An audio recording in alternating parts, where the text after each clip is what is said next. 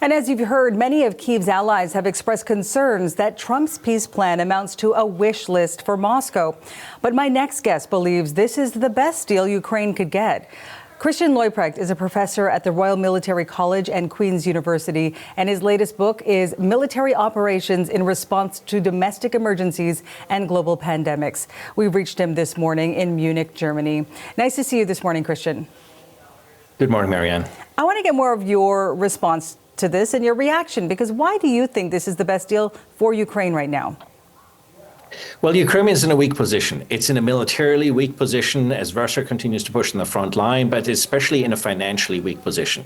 If you look at the recent IMF assessments, and of course the fact that some of the closest members in Zelensky's entourage were caught again with their hands deep inside the cookie jar, is not helping Zelensky's credibility. So this is why you see Russia pounding Ukraine's critical infrastructure, because it looks like if Ukraine keeps going, this winter Ukrainians really will be in the dark and without heat. And it's a very long winter in Ukraine without energy and without heat. And so this is, I think, why Ukraine and Zelensky are looking at this and going, this doesn't look like a great deal. But if you look at the details of the deal, there's actually significant opportunity for both sides to find common ground here in a way that meets everybody's, I think, reasonable objectives. The deadline for Ukraine to respond to this is, of course, on Thursday. But many critics of the Trump administration and this peace plan specifically, that includes a former U.S. ambassador to Ukraine, say that the president should redirect his pressure to Putin. What do you make of that? So it shows, I think, that the United States holds basically most of the cards here. And the United States, I think, has negotiated some interesting propositions. Ukraine gets to keep $100 billion of frozen assets. The European Union puts in another $100 billion. There's significant development support from the United States and from Europe to rebuild Ukraine. And Ukraine also gets security guarantees that don't amount to NATO troops in Ukraine and to Ukraine foregoing NATO membership. But still, it looks like reasonably robust guarantees.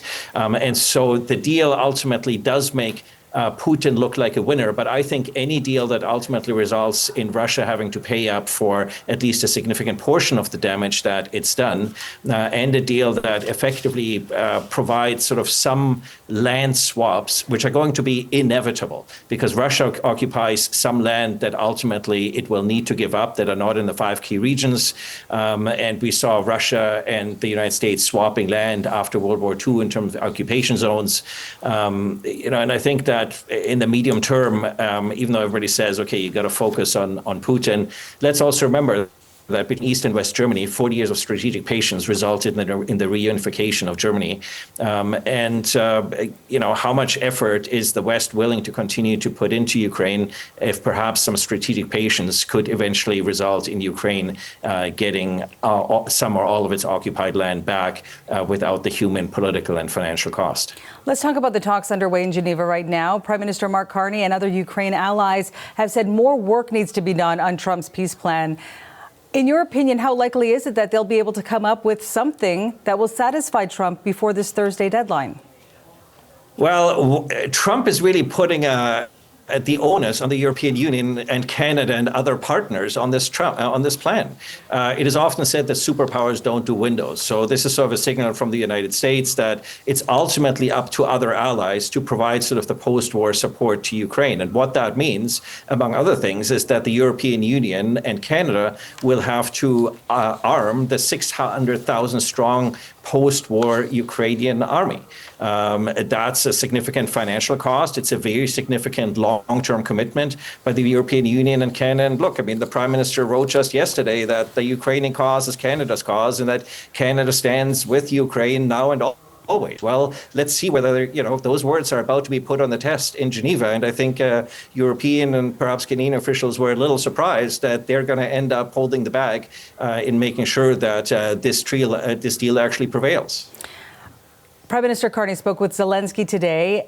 At the same time, Trump has said his plan is not his final offer. So how do you see this playing out, and what role do you think Prime Minister Carney can have and impact when it comes to the overall negotiations? So there's some things in that deal that are ultimately Trojan horses, right? So reestablishing the Russian Orthodox Church in Ukraine, that's simply like a Trojan horse for the Russian intelligence GRU to destabilize Ukraine. The recognition of the Russian language would provide a pretext for Putin to invade in the future. Now, there's a lot of guarantees in there to try to avoid either side abrogating or absconding on the deal. But nonetheless, I think those are going to be red lines for Ukraine and for allies that still need to be worked out. But look, I think Canada is going to be a vital component of this, because I think the Trump administration is going to be looking for countries beyond Europe and the European Union to provide the broader financial, military, and political stability that Ukraine needs, so that the U.S. can reorient to other parts of the world, in particular to containing China. And so it's ultimately, I think, in Canada and other allies and partners' best interest, if there is a deal on the table that is workable for all sides, to come on board, because the future is looking pretty uncertain for Ukraine otherwise. Christian Leuprecht, professor at the Royal Military College and Queen's University, thanks so much for your time today. It's been my pleasure. Thank you.